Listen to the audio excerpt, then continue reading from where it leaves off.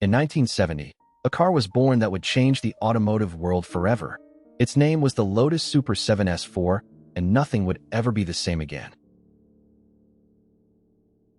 While other manufacturers played it safe and followed convention, Lotus dared to build something the world had never seen before. They succeeded beyond anyone's imagination. One look at the Lotus Super Seven S4, and you understood immediately. This was not just a car, and not just a machine. This was a bold statement about what was possible.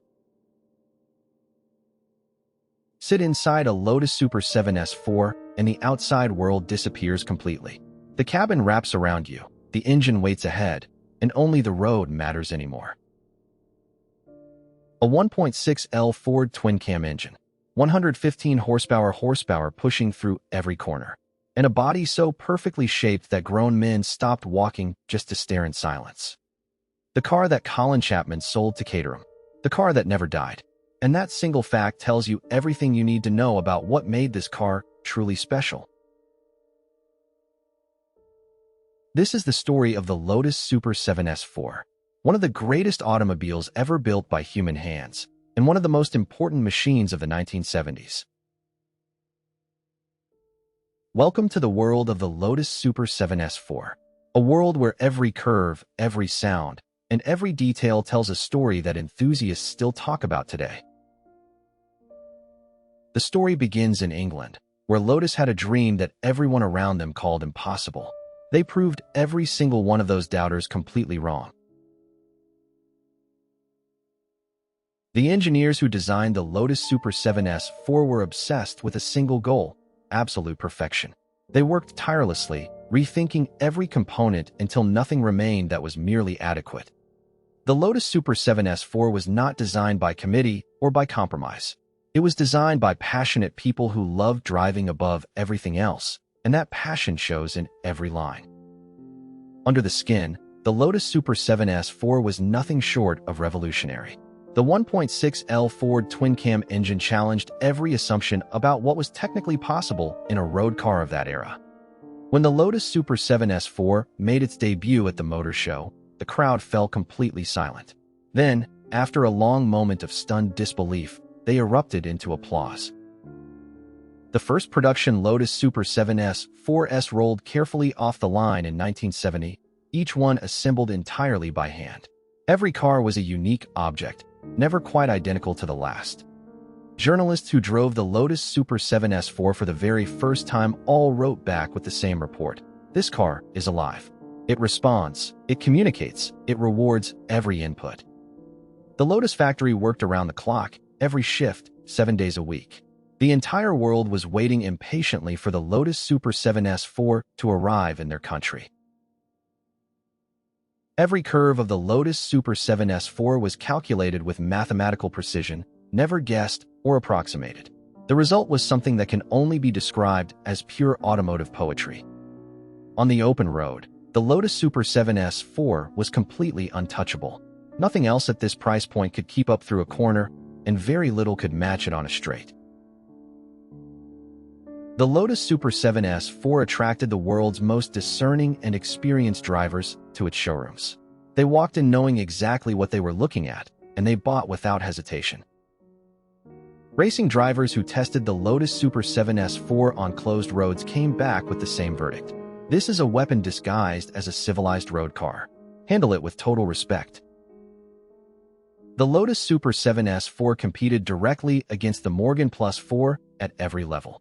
That rivalry pushed both manufacturers further than either would have gone alone, and an entire era was defined by it. Hollywood discovered the Lotus Super 7 S4, and the world followed immediately. Film stars and directors lined up to own one, and the waiting list stretched for years without moving.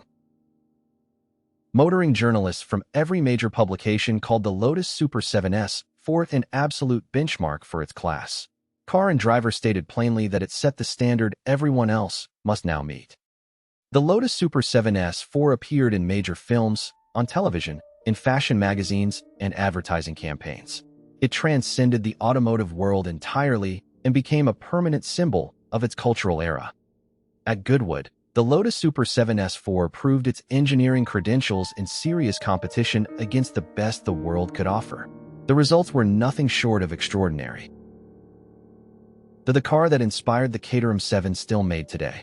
That single moment defined the Lotus Super Seven S4's legend so completely that decades later, people still speak of it as the greatest achievement in the car's long history.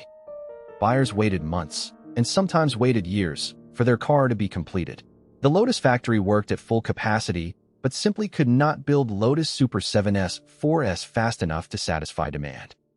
In yellow or in red, the Lotus Super Seven S4 was nothing less than magnificent. Every color in the palette suited this body perfectly, as if the designers had planned each one separately. The minimal interior wrapped around the driver with quiet confidence. The analog instruments told you everything you needed to know, and the driving position was immediately, perfectly correct. Under the hood sat a 1.6L Ford twin cam producing 115 horsepower. In 1970, that number was not merely impressive, it was extraordinary, and it placed the Lotus Super Seven S4 in a category of its own. The engineers at Lotus chose every single component with extraordinary care and deliberate intent. Nothing in the Lotus Super Seven S4 was there by accident or by compromise. Everything had a precise purpose. The Lotus Super Seven S4 weighed just 560 kilograms, kept light by careful engineering at every stage of development. Light, agile, and alive in a way that heavier cars simply cannot replicate, no matter how powerful. Top speed, 108 miles per hour. In 1970, only a small handful of cars anywhere on Earth could match that figure, and most of those cost considerably more to build and to buy. The fiberglass and aluminum body was shaped and hand-formed by craftsmen who had spent entire careers, sometimes entire decades, learning the precise art of coach building at the highest possible level. When production finally ended, the automotive world mourned the loss deeply and genuinely. Everyone who cared about cars understood that there would never be another Lotus Super Seven S4 quite like this one. The Lotus Super Seven S4 quickly became the car that every serious collector in the world wanted above almost anything else. Prices began climbing the very day the last example was completed. As the years passed, collectors rediscovered the true importance of the Lotus Super Seven S4 and what it represented. Values climbed steadily and then climbed steeply, and they have never stopped rising since.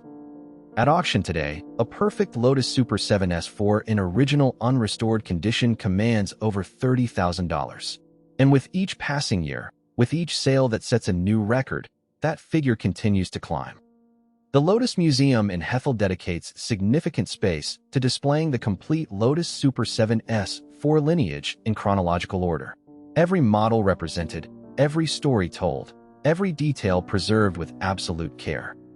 At Pebble Beach Concours d'Elegance, a Lotus Super Seven S4 on the show lawn stops time for every person who walks past it.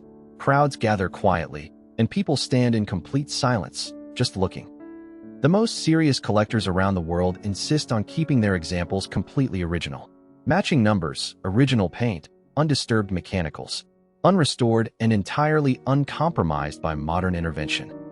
Only various Lotus Super Seven S4s were ever produced in total. Every single surviving example today is a genuine and irreplaceable piece of automotive history that can never be recreated or replaced. Today, the Lotus Super Seven S4 is universally recognized as one of the defining automotive achievements of the entire 1970s. It shaped what came after it and raised the standard permanently. Somewhere in the world right now, a Lotus Super Seven S4 is being driven on a real road by someone who loves it. Not displayed behind glass. Not stored away. Driven, exactly as intended. The Lotus Super Seven S4, born in 1970 in England, still the benchmark against which others are measured. Still the dream that enthusiasts around the world carry with them. Still completely, perfectly alive. No two Lotus Super Seven S4s were ever exactly alike. Each one left the factory with its own character, its own personality, its own story waiting to be written on the roads of the world. To drive a Lotus Super 7 S4 is to feel a direct connection to the hands that built it, the craftsmen who shaped each panel, fitted each component, and signed their work with quiet pride. The sound of a Lotus Super 7 S4's engine is unlike anything else ever produced. Owners describe it as music, a mechanical symphony that no recording has ever fully captured or done justice to. Decades after the last Lotus Super Seven S4 rolled off the line, engineers still study it. The solutions Lotus found then remain relevant today, proof that genuine genius does not have an expiration date. The legacy of the Lotus Super Seven S4 is not measured in numbers or records or prices. It is measured in the hearts of everyone who ever saw one, drove one, or simply dreamed of one.